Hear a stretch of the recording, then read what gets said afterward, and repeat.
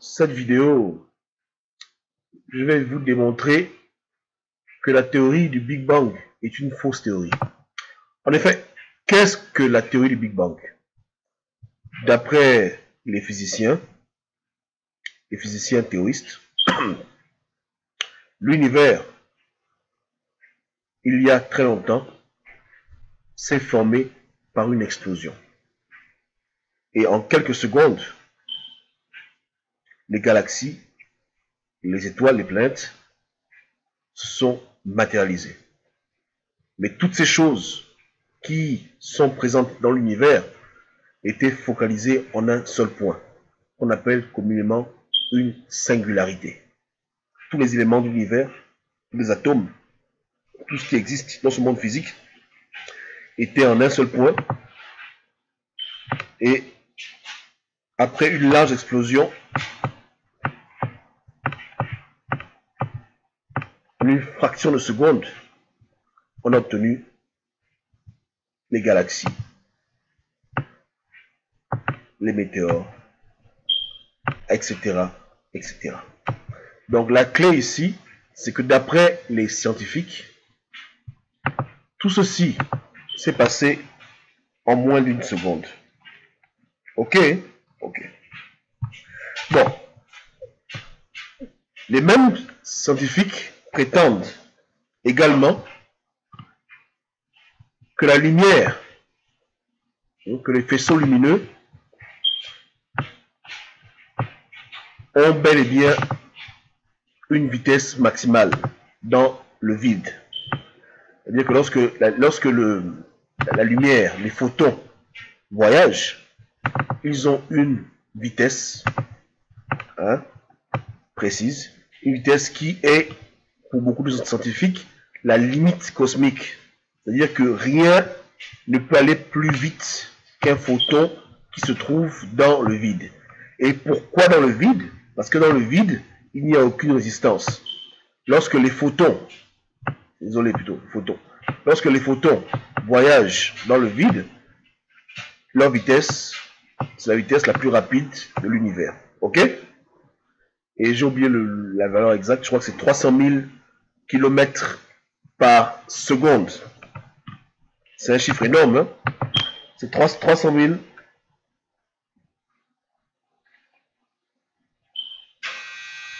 km par seconde. Voilà la vitesse de la lumière. Ok? Donc c'est une vitesse que rien ne peut aller plus vite que cette vitesse. Ok? Voilà. Maintenant, voici le paradoxe que beaucoup de physiciens ne veulent pas vous dire. Suivez-moi bien. Ok? Je vous dis les choses maintenant. Et vous-même, réfléchissez.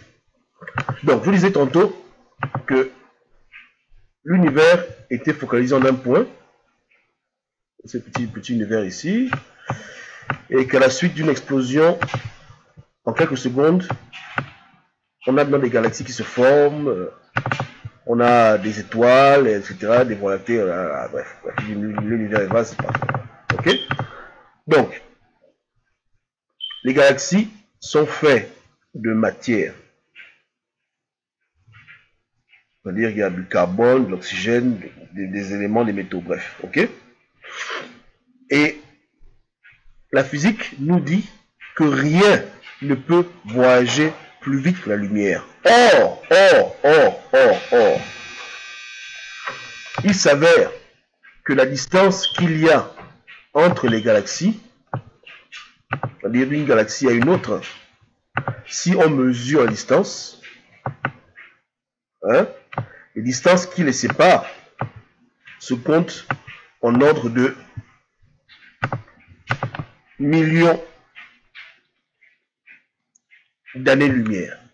C'est-à-dire que pour quitter d'une galaxie à une autre, c'est des millions et des millions et des millions de kilomètres qui les séparent.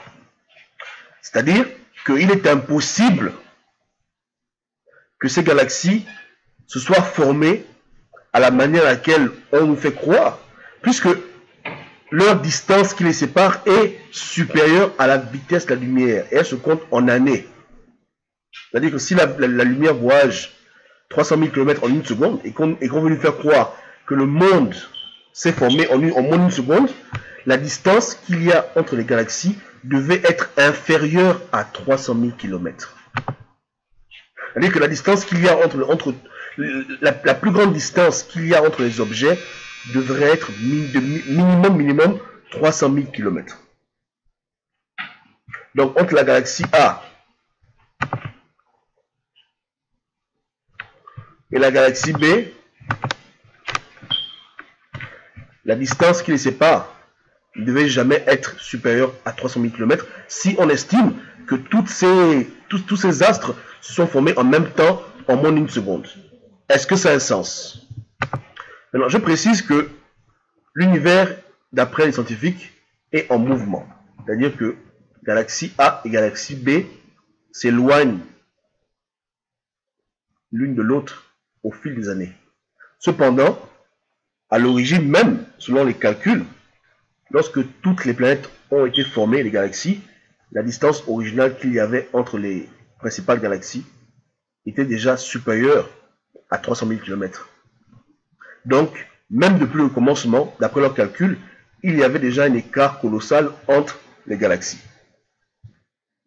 Et cet écart colossal est supérieur à la distance que la lumière parcourt en une seconde. J'espère que vous comprenez ce que je dis maintenant. Donc, ok, bon, on efface tout.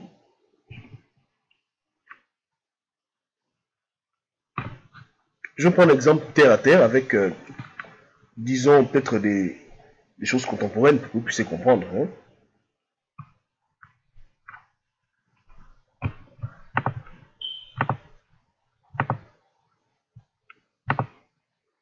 Ok. Donc, on va prendre un exemple simple. On va prendre l'exemple de deux individus. Bon, voilà un peu ce que les scientifiques disent. Hein. Ils disent qu'au commencement, il y avait monsieur A et monsieur B et monsieur C qui étaient tous au même endroit. La vitesse de monsieur A, de monsieur B et de monsieur C est forcément inférieure, disons, à 30 km par heure. Ok? Maintenant, ce groupe de A, B, C, un jour, ils ont explosé. Et quand ils ont explosé, A se retrouve ici, B se retrouve là, et C se retrouve là. Ok? Et je précise que la vitesse de 30 km/h par heure, c'est la vitesse maximale dans cet environnement. Donc dans cet environnement, dans cet univers, hein, rien ne peut aller plus vite que 30 km/h. Ok? Mais il se passe que après une seconde, du moins après une heure, on retrouve A ici, on retrouve B ici, on retrouve C ici. Ok? Et à première vue, on dit, il n'y a pas de problème. Ils se sont déplacés, il y a eu l'explosion, ils sont déplacés. Ok? Mais non, on se rend compte, malheureusement, que l'explosion n'a duré qu'une heure. Ok?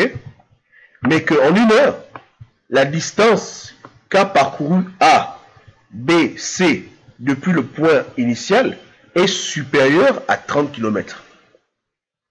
Donc, c'est-à-dire que la distance qui est là, cette distance-là, hein, et celle-là aussi, et celle-ci, par exemple, disons que c'est une distance qui fait, disons, 200 km. Parce que c'est vraiment une distance colossale. Ok? Donc, conclusion, A voyagé à une vitesse supérieure à 30 km/h. On peut même la calculer. C'est-à-dire que c'est simplement 200 divisé par 30. Je crois que ça fait environ combien? Ça fait, c'est 98. Enfin, environ minimum 60 km/h. Donc 60 km/h. Voici la vitesse la vitesse de A, qui normalement devrait être 30 km/h, mais on calcule, c'est 60 km/h. Il y a un problème. Voici un peu l'équation. Donc, ça prouve si leur théorie est fausse. Soyez bénis.